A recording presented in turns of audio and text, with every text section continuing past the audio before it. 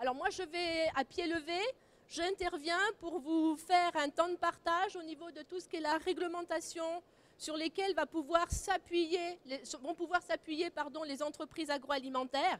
Mais je vais également vous parler de normes et référentiels qui sont mises à disposition et qui vont aider au pilotage dans les entreprises agroalimentaires. Je vais déjà vous rappeler en quelques mots, je vais vous présenter en quelques mots ce qu'est Agrotech.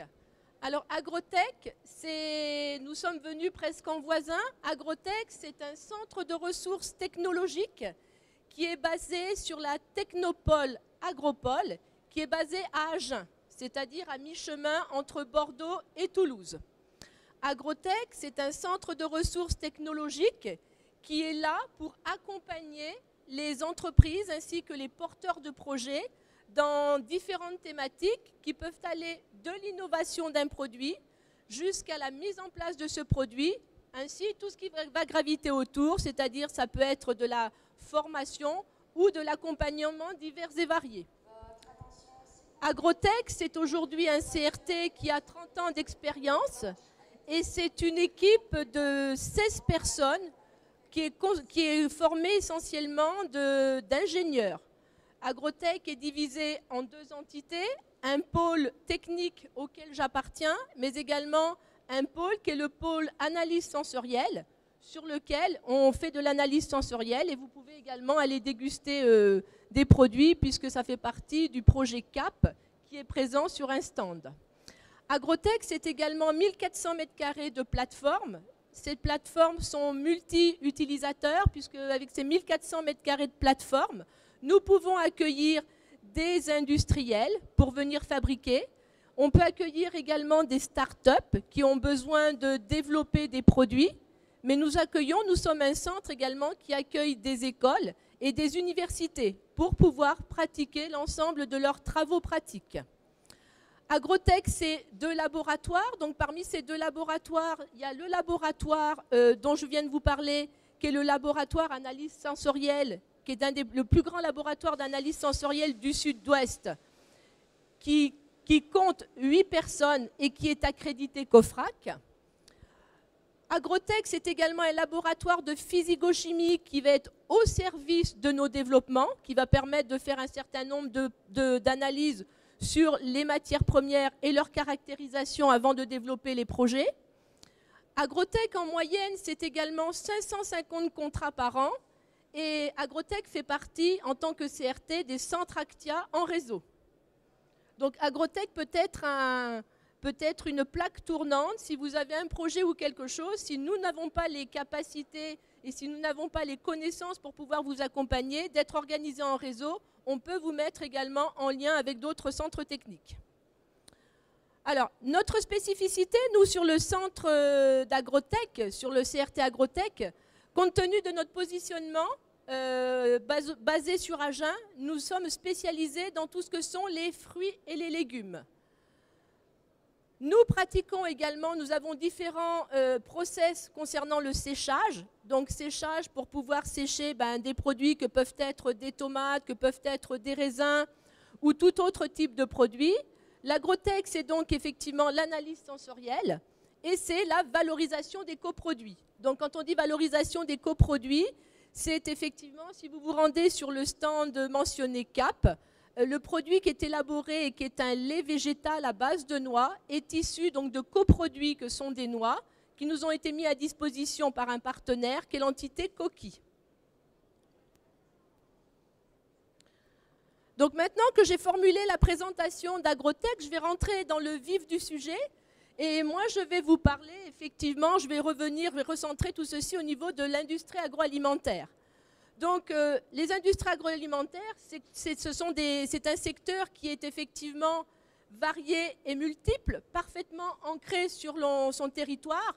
Et aujourd'hui, l'agroalimentaire, c'est quand même le premier employeur français dont son rôle premier va être de nourrir à l'aube de 2050 plus de 9 milliards de personnes. Mais nourrir 9 milliards de personnes, on ne fait pas n'importe quoi. On ne le fait pas n'importe comment et on ne le fait pas à n'importe quel prix. Donc les industriels se doivent, bien entendu, de pouvoir mettre à disposition, s'appuyer également sur des réglementations, s'appuyer sur des normes ou sur des référentiels qui vont pouvoir les aider, les épauler dans le déploiement, la structuration, mais également la sécurité sanitaire, la sécurité de l'homme et la sécurité vis-à-vis de l'environnement.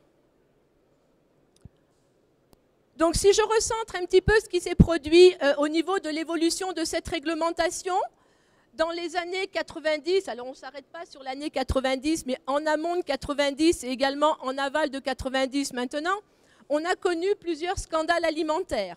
On a connu le scandale de la vache folle en 1996, on a connu des scandales à la dioxine, il y a eu des scandales également où on avait retrouvé des traces de benzène dans du Perrier. Donc tout ceci, ça amène quand même à réfléchir, enfin le consommateur, ça lui pose quand même, ça l'interpelle. Par rapport à tout ceci, il y a une perte de confiance au regard de ces scandales. On assiste également dans ces années-là à la mondialisation des marchés et à la circulation des produits, que ce soit en interne ou en externe. Et on a également de nouveaux pays qui sont entrés au niveau de la CE. Par rapport à tous ces besoins, par rapport à tout ce qui se passe, nous allons assister donc à ce qu'on appelle une mutation de la réglementation. Et cette réglementation, elle va donc être harmonisée au niveau de l'ensemble des États membres de l'Union européenne. On part de toute façon d'une réglementation qui est commune. Cette réglementation commune va s'appeler donc le paquet hygiène. Et ce paquet hygiène, son maître mot, ça va être bien entendu de produire des produits sains et des produits qui soient sûrs. Déjà, on commence à parler de food safety et maintenant on parle de food safety culture. Ce paquet hygiène, de quoi est-il composé? Ce paquet hygiène, comme ça vous est ici typiquement représenté, il est applicable donc depuis le 1er janvier 2006. Ce paquet hygiène, il est constitué uniquement de règlements. Pourquoi des règlements? Puisque le règlement est un document qui est applicable en tout point sans être transcrit en droit national. Donc, tel que c'est défini au niveau des règlements, ce doit être appliqué. Ces règlements, ce paquet hygiène, il est d'application obligatoire. Tout le monde, quelle que soit son entreprise, que je sois une petite structure, que je sois une PME, que je sois un agriculteur ou que je sois un grand groupe qui travaille pour l'agroalimentaire, je me dois bien entendu d'appliquer cette réglementation qui est la réglementation de base en agroalimentaire. Je dis que cette réglementation, ce paquet hygiène, il est applicable de la fourche à la fourchette, puisqu'effectivement, il s'applique au niveau de la production primaire jusqu'aux produits transformés, jusqu'au niveau de la distribution. L'application de cette réglementation, comme je vous parlais tout à l'heure, il y a une mutation de cette dernière avec une responsabilité accrue du professionnel. Avant, c'était les autorités compétentes qui érigeaient donc des lois et elles venaient vérifier que les lois étaient bien appliquées. Maintenant, chaque professionnel met sur pied ses moyens de maîtrise et ce sont ces moyens de maîtrise qui seront vérifiés donc par les autorités compétentes, ce qui fait que le professionnel est donc responsable au premier degré et les autorités compétentes sont responsables au second degré de l'application. C'est la raison pour laquelle on parle de transfert de responsabilité de l'État vers le professionnel. Et bien entendu, la notion de paquet hygiène, quand je vais traiter de tout ceci, elle va inclure ce que l'on appelle un PMS, un plan de maîtrise sanitaire, dont le maître mot va être la gestion des risques qui est omniprésente tout au long de la chaîne alimentaire. Ce que nous implique également la mise en place de ce paquet hygiène au travers de l'un de ces règlements, et ce sont les points forts que les industriels doivent retenir. Il y a obligation de transparence et de loyauté, il y a obligation de traçabilité, et ceci depuis 2005. Ça, c'est quelque chose qui nous est dicté par le règlement européen, le 178/2002, impulsé bien entendu par la problématique de la vache folle. Il implique également au niveau des industriels de disposer de moyens suffisants, comme ils le veulent, mais ils doivent disposer de moyens qui vont permettre d'effectuer des retraits et des rappels efficients, de pouvoir gérer correctement une crise. Et en cas de problème particulier, ils ont également obligation de ce que l'on appelle notification, c'est-à-dire de partager les informations, les problématiques rencontrées auprès des autorités compétentes qui peuvent prendre le lead également pour essayer de trouver des solutions sur les problématiques.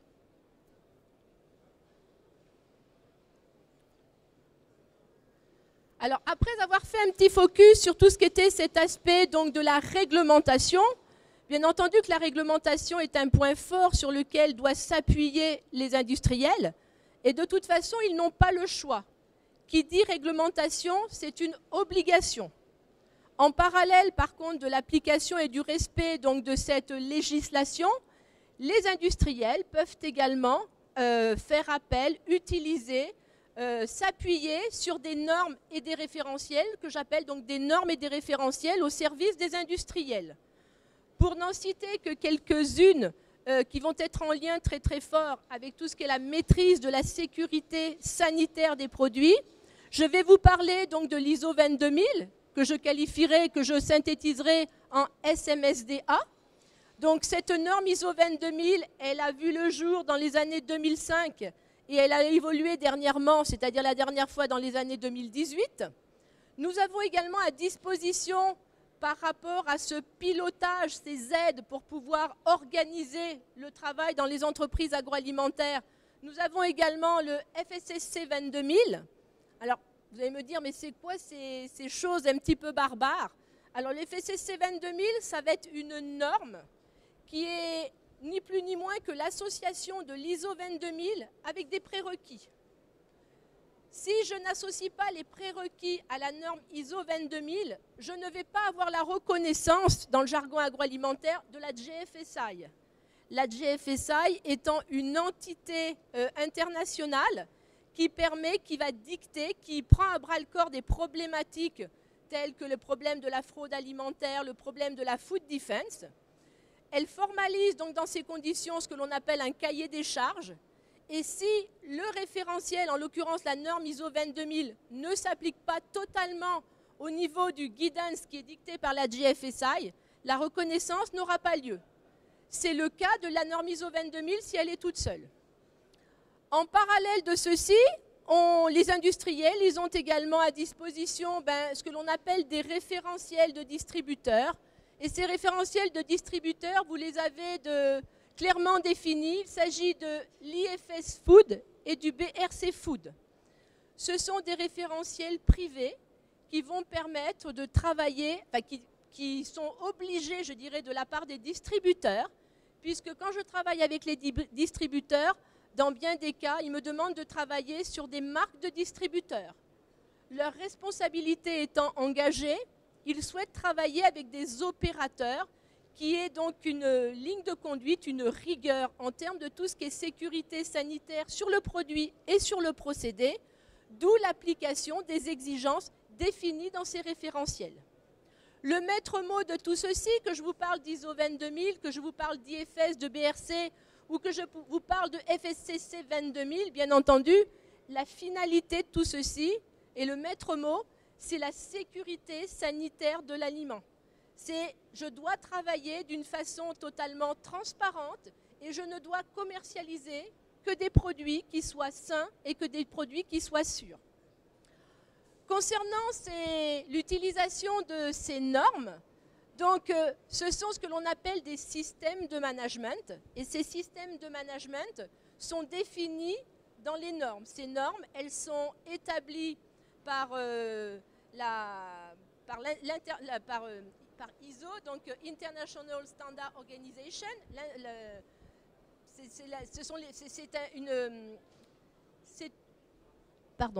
C'est un comité qui va rassembler donc des membres de différentes nations et qui vont travailler sur les propos. Nous, au niveau français, qui est-ce qui rejoint le comité ISO pour travailler sur les normes? C'est l'AFNOR. L'AFNOR étant l'agence française de normalisation sur notre territoire, où nous avons des représentants qui travaillent de concert avec les équivalents de l'AFNOR et c'est eux qui font évoluer et qui donc mettent sur pied ces différentes normes. D'utiliser ces normes que sont des systèmes de management, ou en l'occurrence concernant la norme ISO 22000, c'est le système de management de la sécurité des denrées alimentaires. C'est ce que l'on appelle, ce sont des outils, ces systèmes de management. Et ce sont des outils parce qu'ils vont permettre aux entreprises d'avoir des temps de réflexion, des temps de travail en interne, de mobiliser les équipes. Et c'est donc un temps, et ça va permettre une structuration et une organisation. Plus on avance au niveau de l'évolution des normes, on se sert de ces normes et aujourd'hui, les dirigeants, les gouvernances, elles s'appuient sur ces normes puisque ces normes, comme elles sont structurées, elles vont pouvoir aider au pilotage avec un grand S, au pilotage directement de la structure. Ces normes, comment sont-elles constituées? Elles vont également demander à ce que l'on travaille en processus. Un processus, si je peux le décrypter, un processus, ça va être un découpage en opérations unitaires du fonctionnement, par exemple, d'un service. Ça peut être le service achat, ça peut être le service communication, ça peut être le service maintenance. Mais pour que ça puisse fonctionner correctement dans une entreprise, tous ces services vont rentrer à un moment donné ou à un autre en interaction.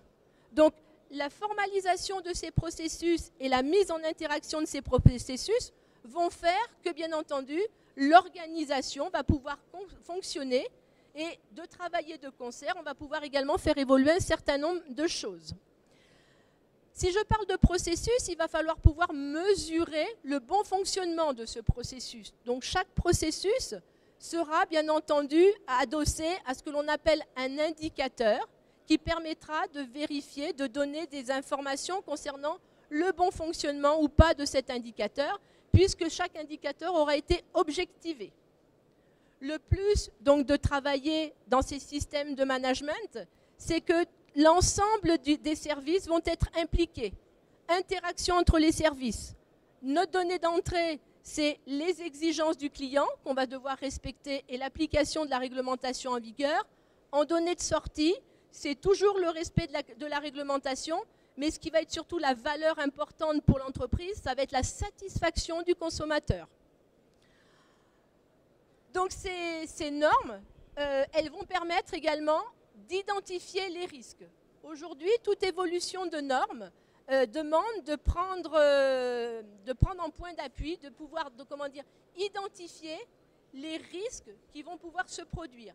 Et si je m'appuie sur une norme comme la norme ISO 22000, qui est un système de management de la sécurité des denrées alimentaires, non seulement compte tenu de son fonctionnement, compte tenu de sa construction, puisque c'est une norme qui est drivée sécurité sanitaire, non seulement je vais pouvoir identifier quels sont les risques au niveau de mon produit et de mon procédé, mais j'aurai également l'identification des risques et des opportunités concernant mon système de management.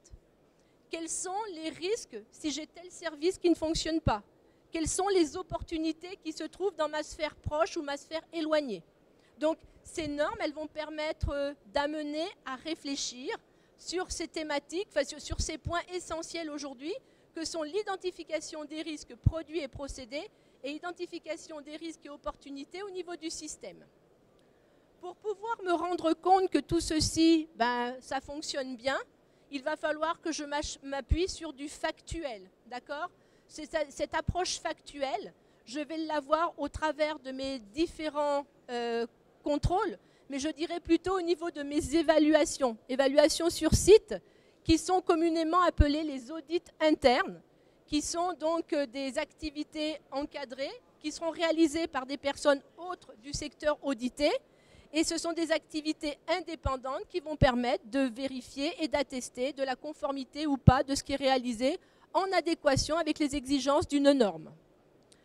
Qui dit audit interne? Moi, je ne connais pas d'entreprise où tout fonctionne parfaitement.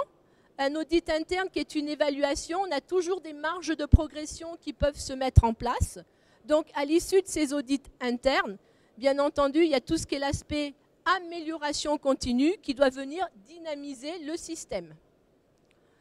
On ne peut pas parler de normes et de leurs évolutions sans parler de tout ce que sont les parties prenantes. Et c'est de plus en plus vrai quand vous allez commencer à entendre parler d'autres, alors ce n'est pas des normes, mais de responsabilité sociétale des entreprises, d'accord?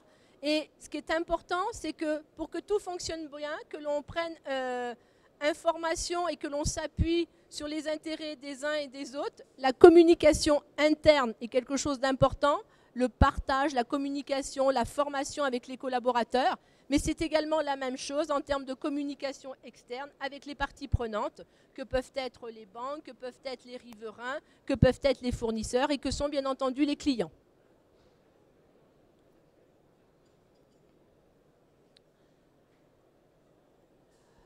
Je vais un tout petit peu focaliser donc sur une norme qui est la norme ISO 22000, donc qui est qualifiée donc de SMSDA. Comme toutes les normes, c'est une norme qui est internationale. D'accord? C'est une norme qui est indépendante. Alors quand je dis qui est indépendante, qui peut s'appliquer à n'importe quel type d'entreprise, c'est-à-dire que je sois une start-up, que je sois un simple producteur ou que je sois un grand groupe. Le déploiement d'une norme, d'un système de management, n'a pas de taille. La structuration de cette norme, elle va permettre de démontrer que l'on applique et que l'on répond aux exigences également de la réglementation. C'est une norme qui fait appui et qui fait référence également à tout ce que sont les guides des bonnes pratiques. Et ça, c'est quelque chose qui est communément donc défini et ce qui est dicté au niveau de tout ce qui est la réglementation dont je vous ai parlé à prime abord, qui est donc défini au niveau du paquet hygiène. Ce qui est intéressant au niveau de cette norme, c'est lorsque vous êtes certifié ISO 22000, c'est une norme qui a la reconnaissance des autorités compétentes, c'est-à-dire les fraudes, la DSV. Si vous êtes certifié ISO 22000, ça peut éventuellement permettre de les avoir de façon un petit peu moins fréquente dans vos ateliers, puisque cette norme, elle reflète de votre engagement et de tout ce que vous avez pu développer qui soit en adéquation avec la maîtrise du risque, la maîtrise de la sécurité sanitaire. Et ces normes, alors contrairement aux référentiels IFS et BRC sur lesquels je suis passée assez rapidement tout à l'heure, la différence, je dirais la nuance entre les deux, la finalité, ça va être bien entendu la sécurité sanitaire du produit et du procédé. Les normes, que ce soit système de management environnemental, sécurité sanitaire, santé, sécurité au travail, c'est l'entreprise qui définit les moyens qu'elle veut donner au déploiement de ces normes. Contrairement aux référentiels privés que sont l'IFS et BRC, qui eux imposent un certain nombre de règles, et même si par exemple à un endroit de votre atelier vous n'avez pas spécialement besoin d'un équipement, si c'est précisé dans le référentiel et qu'il n'y est pas, dans ces conditions vous êtes pénalisé. Donc avec des moyens définis par l'industriel, contrairement à ce qui est exigé au niveau des référentiels privés.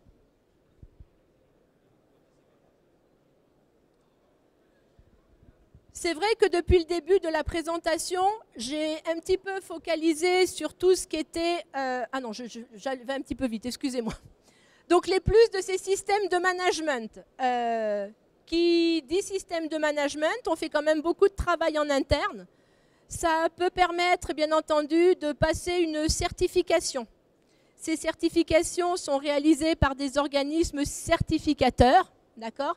Qui eux-mêmes sont accrédités COFRAC, parce qu'ils viennent vérifier un fonctionnement, ils viennent vérifier des compétences. Avec ces normes et bien entendu les certificats, ça permet d'avoir une reconnaissance extérieure. Donc les entreprises sont d'une façon générale assez friandes de pouvoir arborer à l'entrée dans le hall de leur structure les différents certificats auxquels elles répondent et pour lesquels elles détiennent ces certifications. Dans un certain nombre de cas, de disposer également de ces certificats, ça permet de vous démarquer de la concurrence. Ça permet aussi des ouvertures vers de nouveaux marchés. C'est une satisfaction des clients renforcée. De travailler avec une organisation, quelque chose qui est structuré, donc ça va permettre d'augmenter, d'être plus efficient. D'impliquer le personnel dans ces démarches-là, de former ce personnel, d'expliquer les tenants et les aboutissants, c'est également avoir du personnel plus compétent et sensibiliser. Et bien entendu, c'est toujours une notion de maîtrise des risques qui est renforcée. Je rappelle surtout que la notion, c'est à prime abord de mettre en place cette dynamique de système de management. Il faut toujours avoir à l'esprit le maître mot, c'est la satisfaction de mon client, puisque demain, c'est lui qui me fait vivre et c'est lui qui fait prospérer mon entreprise.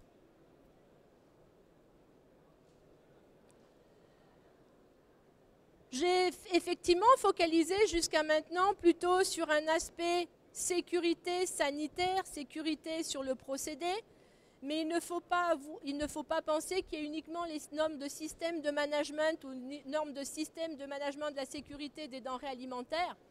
Au service également des industriels, il existe aujourd'hui plus de 24 500 normes, donc qui balayent bien entendu tous les secteurs possibles, des systèmes de management, mais également des secteurs plutôt techniques.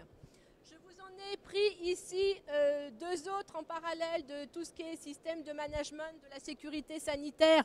Il y a aussi tout ce qui est le système de management environnemental avec la norme ISO 14000, mais également tout ce qui est système de management de la santé sécurité au travail avec la norme ISO 45001.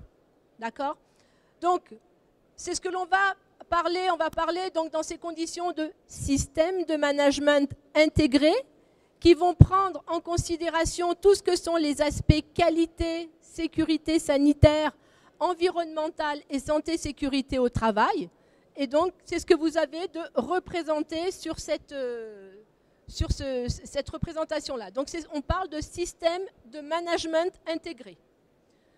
Donc, ça va permettre, ces systèmes de management intégrés, c'est effectivement dans les entreprises, souvent de fois, ce sont des choses qui se sont mises en place les unes après les autres. Peut-être il y a la sécurité sanitaire du produit jusqu'alors a primé, mais il ne faut surtout pas non plus laisser de côté l'impact que l'on peut avoir sur l'environnement, pas plus que l'on ne peut négliger non plus la santé-sécurité du personnel dans l'entreprise. Donc petit à petit, réintégrer, mutualiser donc les systèmes de management pour en faire un système de management intégré sera également quelque chose qui sera beaucoup plus efficient pour la structure.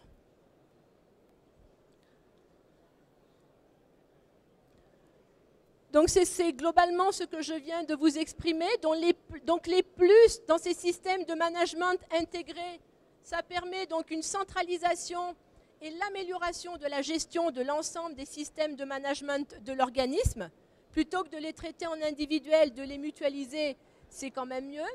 Ça permet d'avoir un système de management unifié, aussi d'apporter une cohérence dans les décisions par une vision globale. Quand on n'a pas une vision globale, on peut éventuellement prendre plus l'accent sur une thématique que sur une autre. Là, de mutualiser le tout, d'avoir une vision globale, ça permet de ne pas le gérer de la même façon et peut-être de mettre les œufs dans le même panier. Et ça permet également d'optimiser dans la gestion des ressources, c'est-à-dire plutôt que de disperser les gens, ça permet de mutualiser ce qu'ils peuvent faire au niveau de ces systèmes.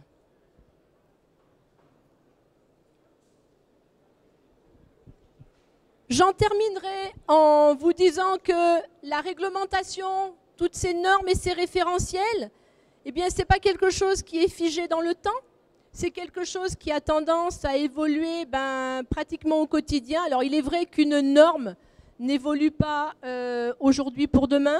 Une norme, en principe, il faut quand même quelques années, 5 ans, 6 ans, c'est très variable. Si je prends l'exemple de la norme ISO 22000, la première version date de 2005, la deuxième de 2018, donc il y a 13 ans qui s'est écoulé entre les deux. Il en est tout autre, par exemple, de la norme de système de management, où entre la première version et la deuxième version, il y a eu 7 ans. Et maintenant, c'est un petit peu plus dynamique, c'est tous les 4 ou 5 ans. D'accord ? Les référentiels privés que sont l'IFS et le BRC sont des référentiels, alors eux qui évoluent à vitesse grand V. On vient juste de mettre en place on va dire les exigences qui sont définies, par exemple, pour vous prendre un exemple, le référentiel IFS Food dans sa version 7, que hier la présentation a été faite par l'IFS ici, des exigences qui seront additionnelles au niveau de la version 8. Donc tout ceci évolue, la réglementation aussi évolue au fil du temps, elle évolue en fonction des problématiques rencontrées, Et concernant donc c'est pourquoi je parle d'une dynamique importante. Par contre, il est de la responsabilité de l'industriel de toujours savoir ce qui se passe. D'accord ? Nul n'est censé ignorer la loi. Et il est également de la responsabilité de l'industriel de devoir en continu s'adapter aux exigences définies dans cette réglementation, dans ces normes ou dans ces référentiels. Pour vous donner un exemple, puisque je vous ai parlé effectivement de documents de santé sécurité au travail, ce que vous avez de représenté ici, c'est la notion de document unique, ce qui est synthétisé en tant que DUERP, document unique d'évaluation des risques professionnels. Eh bien, la nouveauté par rapport à ce document unique d'évaluation des risques professionnels, il a été voté au mois de mars l'année dernière pour une application au 1er juillet de l'année 2023, que ce document unique d'évaluation des risques professionnels va devoir maintenant être déposé systématiquement par toutes les entreprises sur une plateforme qui sera consultable donc par les instances et par les personnes qui doivent le mettre à jour, et ce à partir du 1er juillet 2023 pour toute entité dont la taille sera supérieure à 550 personnes, et à partir du 1er juillet 2024 pour les entreprises dont le nombre sera inférieur à 150 personnes. Donc vous voyez, c'est ce type d'évolution sur lesquelles l'organisme, sur lesquels l'industriel ne peut absolument pas être ignorant. Je vous remercie pour votre attention par rapport à cette présentation.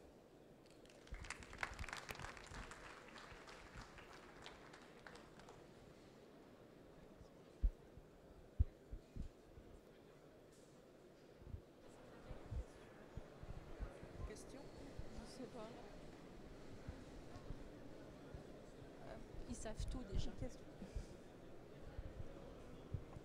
Ils savent tout déjà. Oh. Monsieur Vallat. Merci pour cette présentation qui était très claire. J'ai une question de naïf. Non, mais vas-y. On se connaît, c'est pour ça que... Pourquoi les distributeurs ne se contentent-ils pas des normes existantes et pourquoi imposent-ils leur propre référentiel ? Alors, la nuance qu'il peut y avoir entre... au niveau des normes de management, comme je l'expliquais tout à l'heure, l'industriel, c'est lui qui va définir les moyens. Souvent de fois, les moyens peuvent être minimalistes. Et donc, les référentiels, ils imposent à la virgule quelles sont leurs attentes. Et donc, c'est la raison pour laquelle ils se sont appropriés ces référentiels. Ils ont défini de façon sensu stricto quelles étaient leurs attentes. Ils se sont mis autour d'une table entre il y a des industriels qui participent à l'élaboration de ces référentiels, mais également donc les distributeurs, y compris les organismes certificateurs. Donc c'est devenu un petit peu plus souple que par rapport aux premières versions. Il n'empêche qu'ils ont toujours la main mise dessus par rapport à ce qui prime pour eux, c'est cet aspect sécurité sanitaire. Peu importe après quel est le commerce que l'on fait, peu importe quels sont les achats, eux ce qu'ils veulent c'est le résultat final. Alors que le système de management, il englobe toute la dynamique de l'ensemble des services.